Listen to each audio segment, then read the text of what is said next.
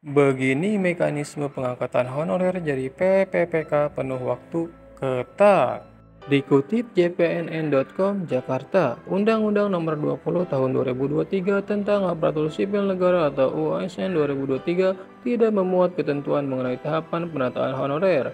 Pada bagian penjelasan terhadap pasal 66 dinyatakan bahwa yang dimaksud dengan penataan adalah termasuk verifikasi, validasi, dan pengangkatan oleh lembaga yang berwenang. Segala hal aturan teknis pengangkatan honorer menjadi PPPK termasuk kriteria apakah menjadi PPPK penuh waktu atau PPPK part-time akan dituangkan dalam PP Manajemen ASN sebagai turunan UU ASN 2023.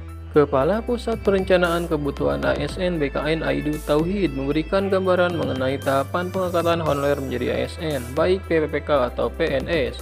Yang terpenting dari segala penting adalah data. Kita, kata BKN, bekerja berdasarkan data, kata Aidu, di acara rapor penataan manajemen ASN pasca UU Nomor 20 Tahun 2003, Senin, dikutip dari tayangan video di situs resmi Kemenpan RB. Dia menjelaskan, saat ini ada 2,3 juta honorer masih sedang dan terus diolah dalam data.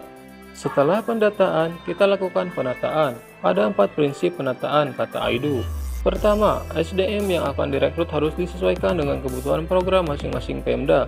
Yang the best mana? Itu yang kita usulkan kepada Kemenpan RB. Kedua, penataan dilakukan secara sistematis dan menghindari temuan kesalahan. Ketiga, penataan dilakukan berkelanjutan, jadi tidak serta-merta tahun ini sekian juta.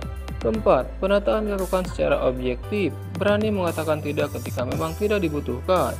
Di tempat yang sama, PLT Asisten Deputi Manajemen Talenta dan Peningkatan SDM Aparatur Kemenpan RB Yudi Wicaksono mengatakan, honorer yang sudah dinyatakan valid atau asli berdasarkan hasil audit akan dimasukkan ke platform. Para yang namanya sudah masuk platform itu akan dipantau lagi kinerjanya. Dimasukkan ke platform, dipantau kinerjanya, mana yang tahun depan diangkat menjadi PPPK penuh waktu, kata Yudi. Sebelumnya dia mengatakan memang nantinya ada honorer yang diangkat menjadi PPK paruh waktu. Yudi tidak menjelaskan secara detail kriteria honorer yang akan diangkat menjadi PPPK part-time. Dia hanya memberi sinyal bahwa besaran gaji honorer yang diterima selama ini bisa menjadi kriteria pengangkatan. Dia menyebut ini semacam kisi-kisi.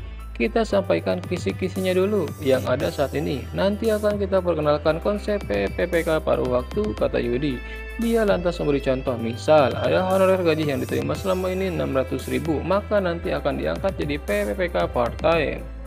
Ketika bapak atau ibu baru bisa memberikan upah sebesar 600.000 misalnya, maka yang bersangkutan itu digolongkan kepada PPPK yang bekerja secara paruh waktu, ujar Yudi dalam forum Rakornas yang juga dihadiri para sekretaris kementerian atau lembaga. Adapun honorer yang bisa diangkat menjadi PPPK penuh waktu ialah yang selama ini digaji bulanannya sudah sesuai rank gaji PPPK yang akan diatur nanti. Jadi yang bisa disebut penuh waktu adalah bagi PPPK yang digaji di dalam rank penghasilan yang baru nanti, kata Yudi. Anak buah Menpan RB Azwar Anas itu mengimbau para pimpinan instansi untuk memberikan keleluasaan bagi PPPK paruh waktu untuk menyambi bekerja agar mendapatkan tambahan penghasilan. Hanya saja, PPPK paruh waktu tidak boleh mencari tambahan penghasilan di kantor tempat bekerja.